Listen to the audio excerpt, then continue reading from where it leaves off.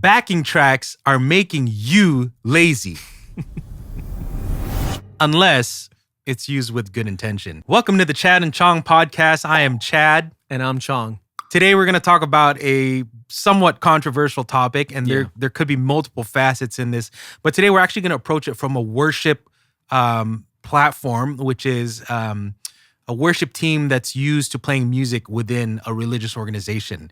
And if you guys don't know, a lot of worship teams and worship bands these days use backing tracks, which is kind of like backing tracks that have clicks and it has guide, and you usually use it with in-ears, and this front of house sound engineer can usually pipe in whatever elements he wants to be heard in the house.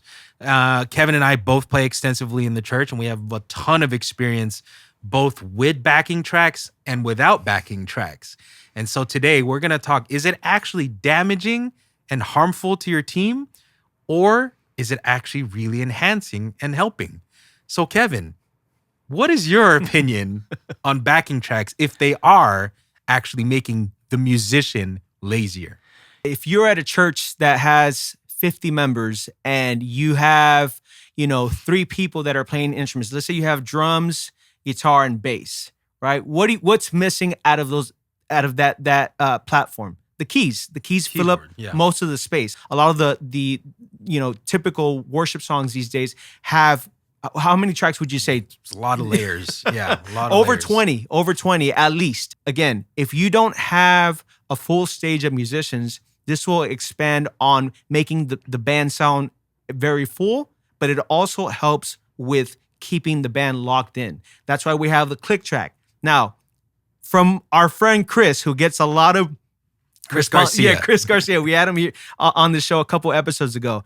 Every time I'm seeing his stories on how if you play with click, you're not a real drummer. That is absolutely not true. The click is your best friend. It's the most important thing you can learn to use, but to your advantage. I think there's a lot of debate, especially again within the church world, within worship teams and worship bands, and on both sides, right? I think there's just a lot of maybe misunderstanding. I think it's always about having intent on why you're using it. Yeah. If we think about technology has always pushed the bounds of music and obviously a lot of other industries too. But in terms of music, since that's what we're talking about here, the click track and the backing tracks have really been a new thing that's being adopted by a lot of churches because of the technology and the advent of the in-ear system, the in-ear monitor system. I know, Kevin, you and I have both played and probably played in churches with maybe we didn't even have floor wedge monitors, right? And you just hear maybe the house or something. Yeah. In that scenario, as the drummer, it's pretty hard to stay on a click. Right. If you don't have something that's isolating it, because then that click track is going to be heard everywhere. Yeah. So it wasn't really possible to have a click or backing tracks back then. Now, did they have backing tracks? Yeah, sometimes they did. They'd literally have a CD or whatever and just play along with it, right? And maybe you might have a musician or two play along with it, but usually it's mostly for vocalists, right? They have something that's called like a -1 or, basically something without the lead vocals. So that's a backing track. In the modern day and age, we have a backing track that's usually supplied through a DAW or a digital audio workstation that has stems. And then that goes through an audio interface, which goes out into your house audio system. And this can vary. There's a lot of different kinds of software that plays it back. You can play it off an iPad, iPhone, or full-on computer system with an interface again. But I think what the backing track has done is it has helped to elevate maybe musicians who aren't as skilled, but really it's helped your worship team to gel as one unit. Yeah. Again, with the advent of in-ear monitors, it is harder to hear other musicians across the stage, and it's harder to stay together. And so, because it's so isolating, with the click track, now you have this thing that everybody's following that is in sync with everything. And then you have this guide track that helps with the arrangement of the song. So everybody knows where we're at. Are we in the verse? Are we in the chorus? So that, at the very basic explanation of it, is your backing track. It's a click and a guide. The other stems that are added onto it, like Kevin said, aux percussion, keys, guitar, sometimes synth bass, like Yeah. all these kinds of things are really enhancements.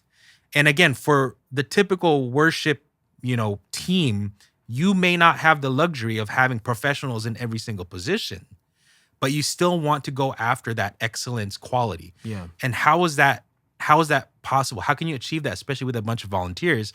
Well, I think backing tracks kind of help to level the playing ground and again help to fill in spots that are physically absent from like a Sunday or something. Yeah. Let us just mention backing tracks typically are not free. You have to purchase them. I think the bundle is like $29 or something like that on multi-tracks. I'm not too sure. I never buy tracks, so you might be able to speak into this. It's a lot. It could be a couple $100 a year. You can buy them. There's a community where people kind of upload them. You can, and you can also create them. I think for the drummer, it's the most important thing. The drummer is the heartbeat of music. We all know this as musicians. For example, a lot of the times when we're in a live setting or in a worship service, I should say, right? Some of the worship leaders that I've worked with have mentioned, hey, like I want after the second verse, I don't want any more of the stems. I just want click and a pad.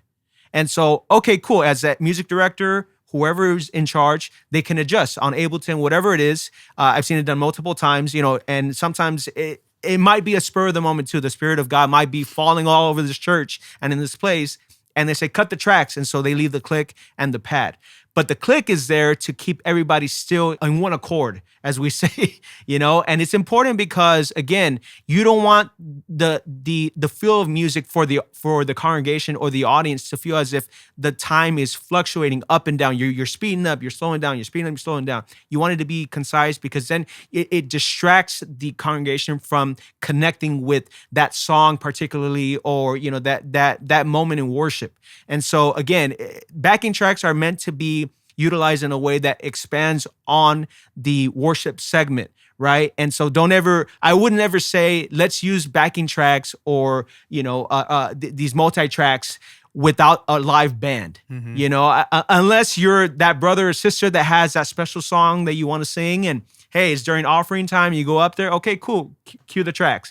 But again, it's mostly used to make the band sound fuller, to lock in, make sure that everybody's playing together, and make the worship experience that much better. As a music director, I'm sure you've gotten this a couple of times throughout your career. Would you say that backing tracks can be restricting?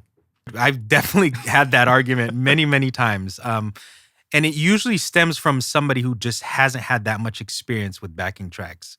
The argument is, you're going to be stuck to the arrangement or the tempo or even the key. And what's going to happen if the Spirit wants to move in the second chorus? I want to add another one.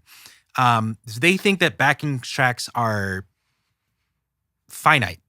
And the truth is, this is where having a good music director or even a good worship leader who's totally in tune with the whole band and the Spirit really comes into play. Because a lot of the software nowadays, you can actually adapt and change on the fly. Yeah. And I think it's really important. And that's the music director's job, somebody who's watching over the tracks. If he or she is operating it, or maybe sometimes the drummer's doing it. Sometimes I've seen front of house engineers operating the tracks, things like that. What you have to understand is it is part of the ensemble. It is part of the whole worship team. Like the backing tracks are as fluid as a live musician. Yeah. If we even think about just live music in general without tracks or something, if an artist wanted to go and do another chorus, they'll usually signal, right? They'll signal to the band, everybody will get it. Well, you can do that with technology these days. If you want to add another chorus and it wasn't programmed in, like in Ableton, you could hit a loop. But your MD or your worship leader has to make that call and everybody has to be in tune. So this whole idea of like, is tracks restrictive or not? It usually comes from the argument of they just haven't used it. They haven't explored the technology. Right. Because really with backing tracks that people don't understand is it can power your whole production. There's something that's called MIDI or time code that we send out, or that you can send out, that will literally change the lighting cues for you, that will change the lyrics for you on ProPresenter. And so if you're actually shorthanded on volunteers and things like that in the tech booth, this set of backing tracks can actually run that whole thing. And so there's a lot of advantages to backing tracks that's not just musical, but I do not believe that they're restrictive. You just have to have somebody who really knows how to use the technology and is in tune with what's happening in the moment. I think another important thing to mention too is making sure that the tracks are all balanced. Honestly, it's very distracting when it does happen, but it's the best when it happens during rehearsal and not during the service. I have to give a shout out because we're on the topic. I have to give a shout out to Pac-Man Productions, Michael Paquette. He's one of the best I've seen at running tracks live. He runs it all through Ableton Live, and I've seen him adjust on the fly. Oh man, the singer missed the verse. Okay, here's the verse again. 2, 3, 4. We're back in. Oh, they missed a chorus. Oh, okay. Let me loop the chord. Whatever. I've seen them do it. I mean, we haven't worked that much in settings together, but I'm sure you're that good, Chad. Well, again, if we come back to the MD, the music director, they are literally directing the whole band, and that includes the backing tracks. Yeah. And so when, the example that you just gave, they just missed a verse, the MD is so on top of it and knows what's happening that they're directing the whole band live, as well as using the technology to help aid in facilitating this live. Of course, if you don't do anything to the program, it's just going to play on. Mm-hmm. But that's why it's really about having the right people, in place, approaching the backing tracks with intention. That's really going to help. If your church or something, or your worship team is not up to that level, then I would suggest taking some time in learning and maybe teaching somebody to get up to that. Because just like any piece of technology, it's great when it works. But when it doesn't, it could be disastrous, right? Yeah. And so again, like spending time with it, learning, all the things that it can do can really help enhance your worship service. Back to our topic of, is it actually making musicians lazy? Kevin, what do you think about this question? Yeah. It comes down to the individual. Backing tracks shouldn't be the thing to make you lazy. In fact, you should be taking the time as a musician, if you really are serious about your craft, to sit down, practice your instrument, read a little bit, whatever it is you have to do to get into the mood. But if it's something you aspire to do and you want to be great at it, you have to dedicate time like anything. Any skill that you want to pick up, not just in music, anything in life, if you want to get better at it and really perfect that craft, you have to spend time. And so sometimes you're going to encounter moments where it's difficult, or you're going to feel maybe a little bit unmotivated, or just, I'm not feeling it right now. Okay, cool. Take a little break, 5-10 minute breather, come back to it and keep grinding, Yeah, I like what you said there about it comes down to the individual, because it really does. Again, backing tracks are a tool or an aid. And a lot of times people say, oh, you don't need to learn the parts or do this or whatever because the tracks will have it. I can understand where it might seem like that, like maybe on a Sunday or something. But the reality is, again, a lot of these tools can be manipulated to how you want to use it. Mm-hmm. So say, for an example, there's an up-and-coming lead guitarist, but they don't know that lead part. You can take these backing track stems, mute the lead guitar, or highlight the lead guitar and make it louder. So now at home, you could send this to your lead guitarist. They're hearing the part louder than everything else. Then they can mute it and simulate playing with those backing tracks. So now you don't need 3, 4, 5 rehearsals in a week, or that the whole band is needed for rehearsal, because that person has been practicing that lead line with the backing tracks. So in a sense, it's not making you lazy if used correctly. Yeah. Because now that person can actually practice on their own, simulating a live band as many times as they want to, which in turn is making them a better musician. And a lot of worship leaders and music directors these days upload to Planning Center online. So now you have, like I said, 15 to 20 tracks of, the song itself, and you have isolated parts. And so really it's just on you to be like, okay, what are the drums doing? Well, you can go into Planning Center, download the track, and literally hear just what the drums are playing along to the click. That's really incumbent on the music director or the worship leader to really, take charge in uploading and make sure that the volunteers and even the people on staff that are playing have the tools necessary to succeed. So do backing tracks really make musicians lazy? No. Just as we've described here in this episode, especially in the context of the worship world, backing tracks are really an aid. It's a tool. And as long as you have intent behind it, you can absolutely use it to actually make the musician better. And hopefully they're even practicing more so that they're not lazy. Stay tuned for part 2 of this because we're Yes, actually going to sir. explore how backing tracks are used in the pop or mainstream music world, which there's some similarities, but there's also a whole lot of differences. So we hope you enjoyed this episode. And if you're a church musician, type in the comments. Do you guys use backing tracks or not? Is it helpful? Is it not? We want to hear from you. So type it in. We appreciate you guys checking out this episode. If you enjoyed it, we invite you to subscribe, like, comment, and share this video with your friends. If you're listening on Apple Podcasts or Spotify, make sure you, I think it's a 5-star on Apple Podcasts, right? 5 stars. Yeah, sounds 5-star. Yeah, that sounds really good. And then on Spotify, make sure you follow us. We really appreciate you guys' support. Thank you so much. And we will see you guys on the next episode.